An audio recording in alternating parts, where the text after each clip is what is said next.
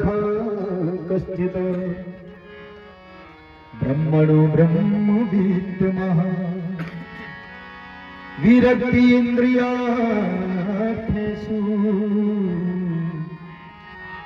प्रशांतात्मा जितेन्द्रिया। भगवान श्री कृष्ण की व्युत्पन्न का सुख,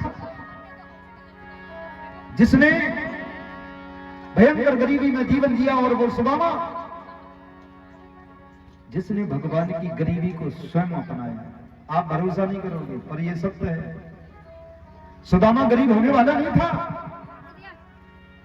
सुदामा के जीवन में तो बड़ी अमीरी लिखी थी, परंतु उसने अपने भाग्य की अमीरी भगवान कृष्ण पर न्यौछावर करके और भगवान कृष्ण के भाग्य की गरीबी स्वयं अपना ली।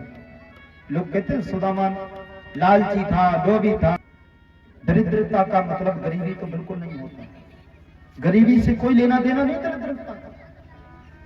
दरिद्रस्तु संतुष्टो, जिसको जीवन में कभी संतुष्टि नहीं मिलती है, जिसकी चाहत जीवन में कभी पूर्ण नहीं होती है, जिसको और चाहिए कि हमेशा लालसा लगी रहती है, और चाहिए, वो दरिद्र है।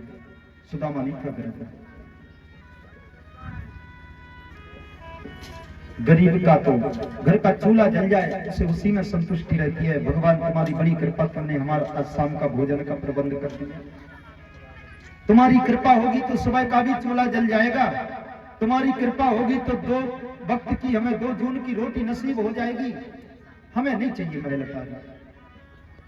गरीब कभी तृष्णा में प्रवेश नहीं करता। गरीब कभी तृष्णा के वशीभूत नहीं होता।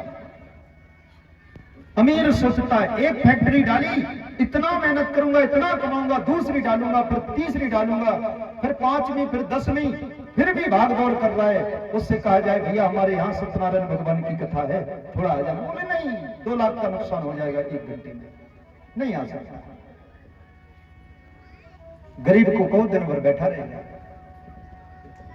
तृष्णालु तो अमीर होता है, गरीब नहीं होता। सुदामा गरीब जरूर था और मन का अमीर था, और उसके पास ऐसे दिव्य सद्गुण थे जो आप करोड़ों अरबों रुपए के खजाने खाली करने के बाद खरीद नहीं सकते। किसी बड़ी से बड़ी दुकान पर वो सद्गुण मिल नहीं सकते।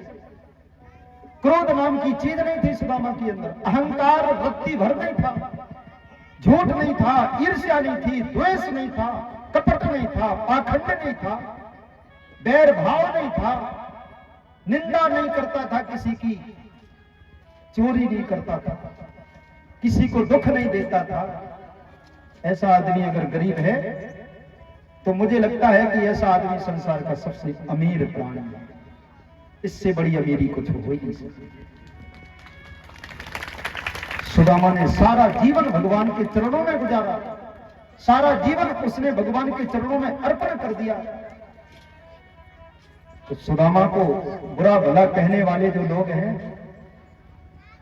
वो नहीं समझ सकते हैं कि वो कितने बड़े मूर्ख हैं, कितने बड़े अज्ञानी हैं। तो सुदामा को नहीं जानता। सुदामा का मतलब तो समझो, सुदामा शब्द का अर्थ तो समझो। सु माने सुंदर, दाम माने बांध लेना। जो अपनी सुंदर भक्ति से, जो अपने सुंदर प्रेम से, जो अपने सुंदर कृत्यों से त्रिलोकी के स्वामी को अपने प्रेम से बांध सकता है, वो गरीब कैसे हो सकता है?